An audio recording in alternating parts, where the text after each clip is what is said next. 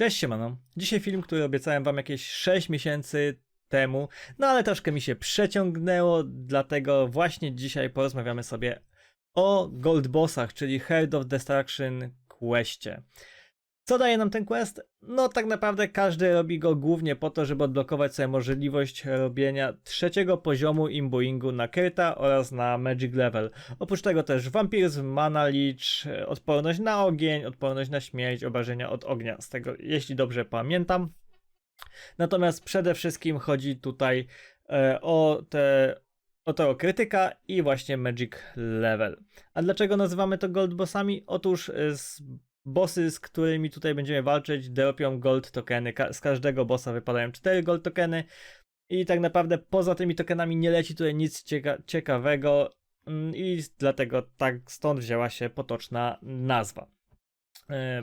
Oprócz tego, że robimy tego questa, żeby odblokować sobie możliwość imbu, możemy też traktować to jako daily bossy, ponieważ profit tu jest całkiem niezły. Z każdego bossa wypadają 4 gold tokeny i chcę na to jakieś 30-35k za sztukę.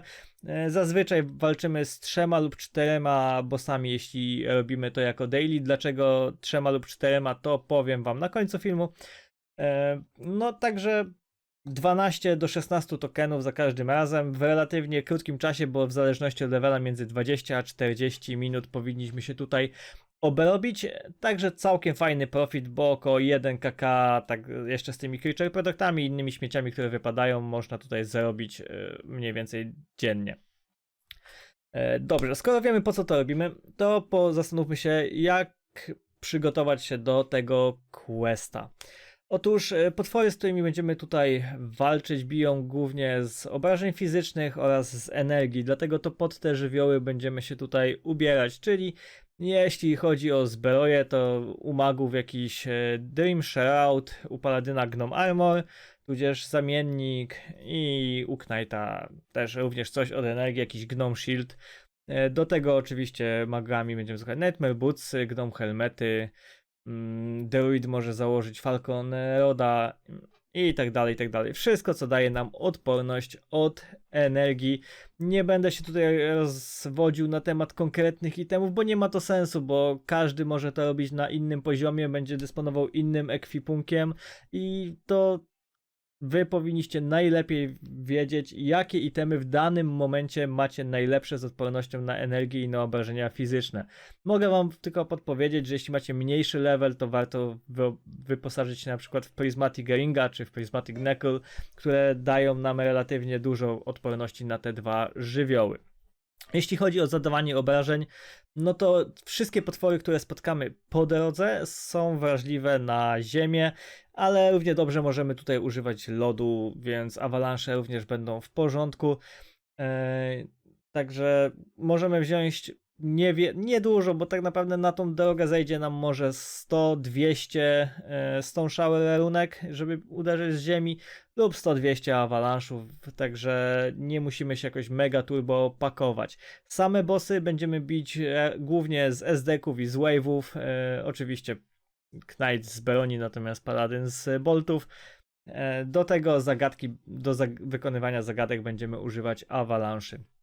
Także jeśli chodzi o przygotowanie się na samą wyprawę, to jest wszystko, co musimy zabrać, czyli awalansze, SD-ki, potiony, ewentualnie jakieś Stone Showery i to powinno nam wystarczyć. Warto też, żeby magowie wyposażyli się w Explosion runy, natomiast do tego dojdziemy później, nie musicie ich brać wiele, myślę, że 20-30 na łebka to spokojnie wystarczy, ponieważ będą potrzebne tylko i wyłącznie na jednym bossie i to nie tak bardzo, jakby się mogło wydawać. Skoro wiemy już, jak przygotować się do wyprawy, przejdźmy sobie do samego questa oraz bossów, z którymi będziemy musieli się zmierzyć.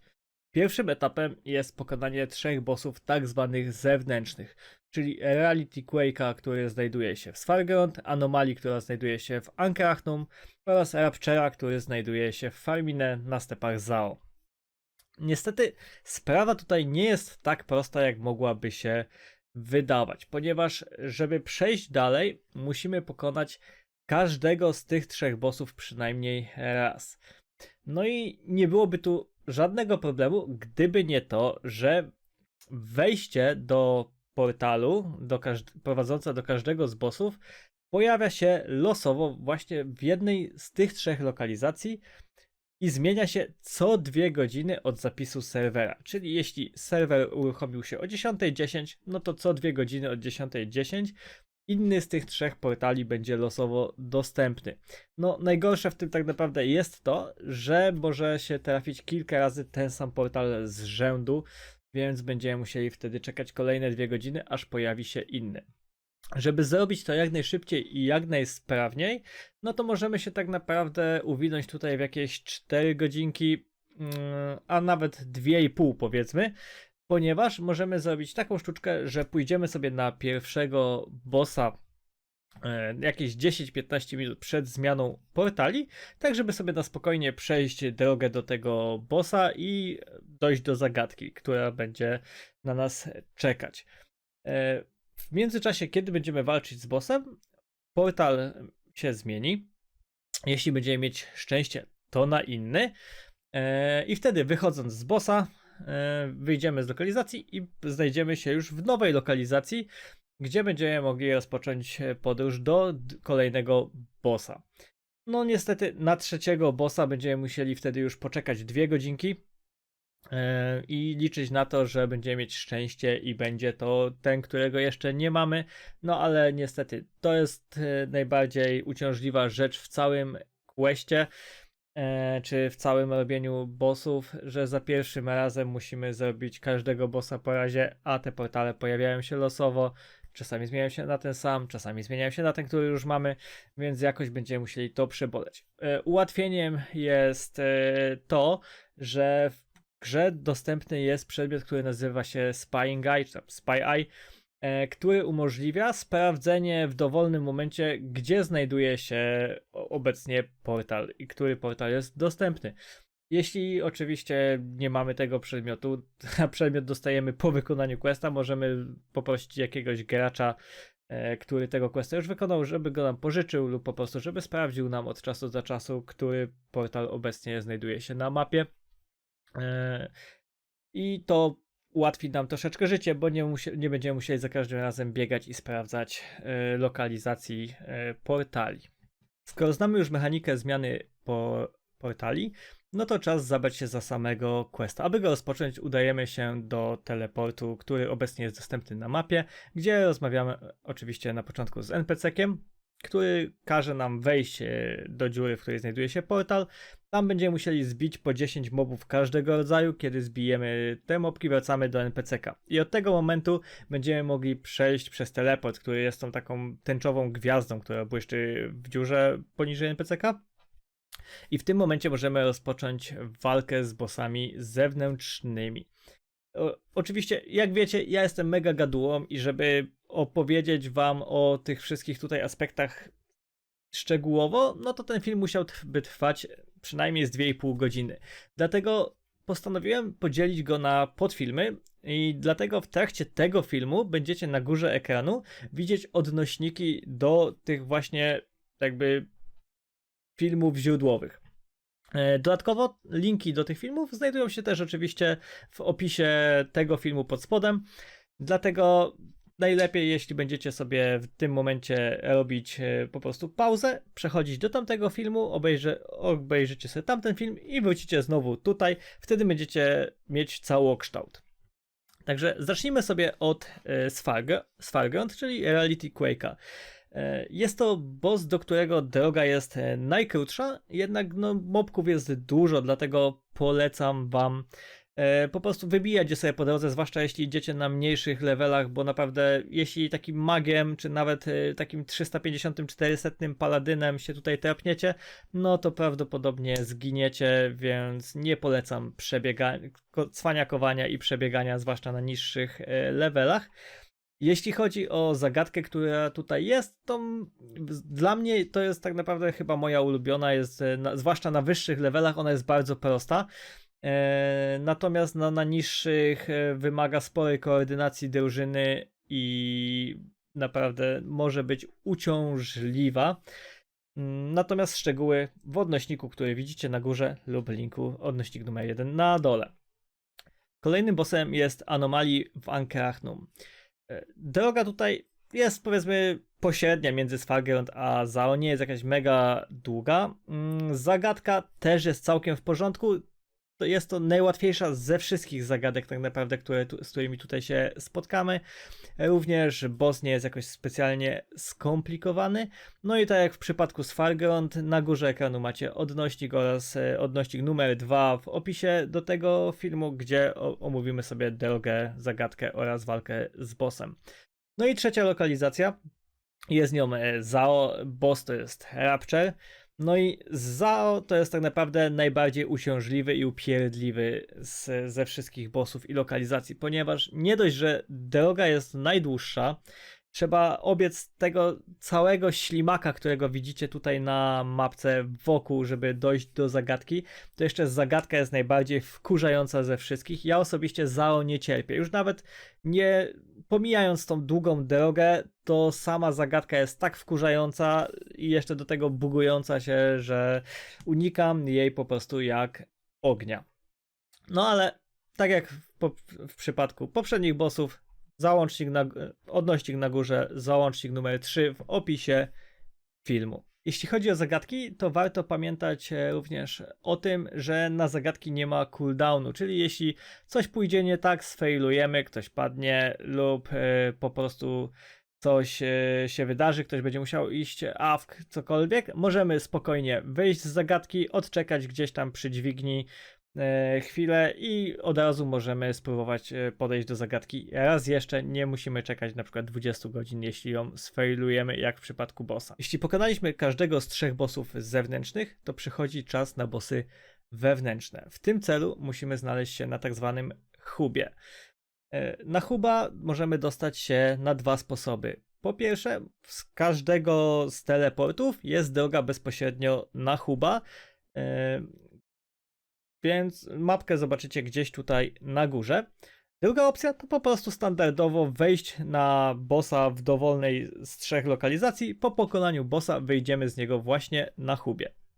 I teraz, kiedy znajdujemy się na hubie, to mamy 4 teleporty.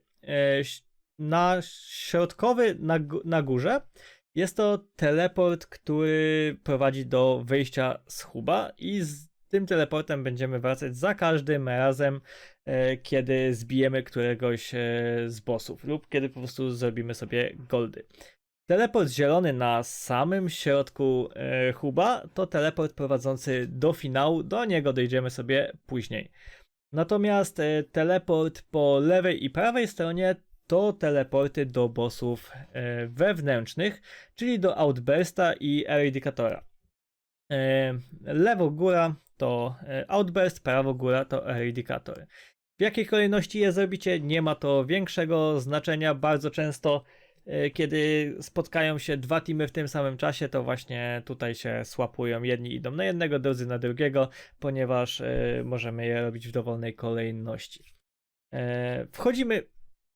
Zaczniemy sobie od Outbursta, więc wchodzimy w lewy teleport i tutaj warto zwrócić uwagę na ciekawostkę, ponieważ jeśli robimy bossy właśnie jako gold bossy jako daily zarobkowo, to wchodząc w lewy teleport, który znajduje się obok dźwigni przy Outburstie i przy Eradikatorze działa to identycznie, wyjdziemy przy zagadce na anomalii, czyli tej w Ankerachnum. Właśnie dzięki temu możemy, jak robimy bossy jako daily, no to jeśli robimy Sfar lub Zao, no to możemy zrobić 4 bossy tak naprawdę przebiegając jedną drogę. Natomiast jeśli robimy Ankerachnum, no to anomalii już robimy wcześniej. Dobrze, to była taka ciekawostka. Wchodzimy, jeśli chodzi o Outbursta, no to jest to boss, który sprawia dużo problemów, zwłaszcza na małych levelach. Jest to boss, na którego będziemy potrzebować dużo obrażeń fizycznych, ponieważ jego druga forma może być po prostu dla nas zabójcza. Dlatego warto mieć w teamie, powiedzmy, albo mocnego Knighta, albo ze 2 paladynów z boltami, żeby potrafili tego bossa z fizyka dobrze uderzyć. No ale standardowo na górze, na górze odnośnik, na dole załącznik numer 4. Po zbiciu Outbursta z automatu możemy iść sobie na Eradikatora, bo znów znajdujemy się w hubie, czyli nie musimy już biec żadnej drogi, przebiegać, cały czas operujemy na hubie, więc już jest przyjemnie.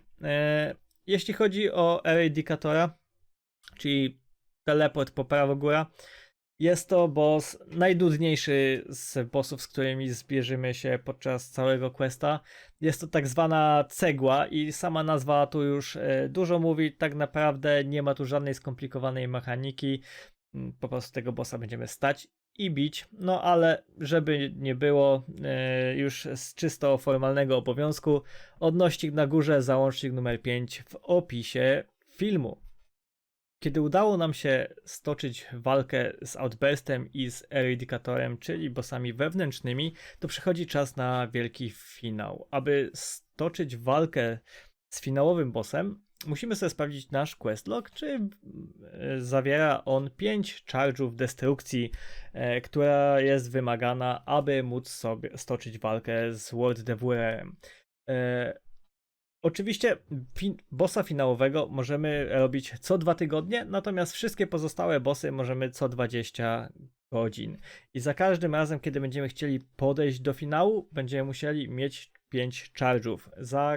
Aby zdobyć charge, musimy pokonywać po prostu bossy zewnętrzne lub wewnętrzne, nie ma to znaczenia. Za każdego zabitego bossa dostajemy jednego charge'a, czyli w ciągu 2 tygodni musimy zabić łącznie 5 bossów, żeby móc podejść do finałowego bossa.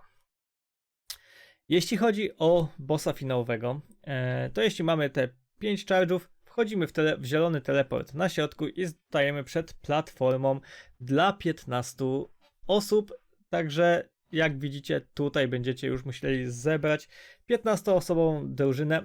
Na wyższych poziomach to zazwyczaj wystarcza 9-12 osób. No ale to wiadomo, im wyższy level, tym po prostu te bossy łatwiej się zbija. Nie ma tutaj jakiejś wielkiej filozofii za tym idącej. Oczywiście, jeśli chodzi o samą mechanikę walki z bossem finałowym, no to odnośnik numer 6 pod filmem lub tutaj na górze i tam sobie właśnie omówimy taktykę, jaka jest na zbicie bossa oraz te mini questy, powiedzmy, które trzeba wykonać w trakcie finału. I tak naprawdę, jeśli chodzi o gold bossy, jest to już wszystko tutaj. Podzieliłem ten film na tak naprawdę 7 filmów, dlatego że chciałem w miarę sensownie je wam tutaj przedstawić i oprócz takiej typowo książkowej wiedzy, idź tutaj, kliknij to, stań w tym miejscu, to bardziej zależało mi na tym, żeby przekazać taktykę, jak najwygodniej bić każdego z bossów, które się tutaj po drodze pojawiają, no bo tak naprawdę spoilerów do questów w internecie macie pełno i możecie sobie znaleźć je bez problemu w Google, a nie na tym polega, jak wiecie, mój kanał, żeby tutaj cytować spoilery. Jeśli chodzi o moje podejście do goldów, no to swego czasu robiłem je bardzo regularnie, no bo tak naprawdę, tak jak mówię, to jest na wyższym poziomie 20 minut roboty, a profit z tego to jest w zależności od ceny tokenów około 1 kk nawet. No na niższych poziomach powiedzmy te 40 minut, też zależy to od tego, czy robicie Svargrond, Zao czy Ankerachnum, no bo tak jak wspominałem przy okazji bossów wewnętrznych, jeśli chodzi o Svargrond i Zao, to mamy okazję, przebiegając tylko raz drogę, zrobić 4 bossy, natomiast jeśli chodzi o Ankerachnum, możemy zrobić tylko 3. Chodzi o to, że jeśli robimy Svargrond albo Zao, to po pokonaniu bossa, do którego dobiegamy normalnie drogą, z huba przez Outbursta albo przez Eradikatora możemy przeskoczyć do zagadki w Ankerachnum, wchodząc w teleport obok dźwigni do bossa. Dlatego wtedy jesteśmy w stanie, przebiegając zaraz drogę zrobić dodatkowo jeszcze bossa z Ankrachtum, czyli Anomalii, który cała filozofia, no i dlatego raczej polecam tutaj robić Zao lub Sfargon, no bo jednak to jest zawsze dodatkowe 4 gold tokeny. 4 gold tokeny to jest pi razy drzwi 150k, więc no myślę, że warto. Natomiast na dzień dzisiejszy na moim poziomie fakt trwa to krótko, ale po prostu mi się tego robić za często nie chce. Jednak niemniej wam jak najbardziej, zwłaszcza na tych 300 poziomach, polecam, bo to jest fajna kaska, a nie ma dużo roboty. I mam nadzieję, że filmik ogólnie wam się podobał, że podobała wam się ta forma, mimo że jest długa i być może skakanie między filmami nie jest specjalnie wygodne, ale z doświadczenia wiem, że mało kto lubi 3-godzinne filmy, bo to nie jest Władca Pierścieni, żeby spędzać przed nim całą noc. Tylko miał być to kompleksowy poradnik do Gold Bossów, który byłem wam po prostu winny. No i przyszedł również na niego czas. Oczywiście napiszcie w komentarzu, co sądzicie o takiej formie poradnika i jak wam się podobał. Jeśli o czymś zapomniałem standardowo lub gdzieś się po prostu pomyliłem, no to też dajcie znać. Mea culpa, no zdarza się, nie myli się ten, co nic nie robi, więc piszcie, krytykujcie, chwalcie. To już pozostawiam do waszej oceny, a ja się z wami już dzisiaj żegnam. Wszystkiego dobrego, trzymajcie się, cześć.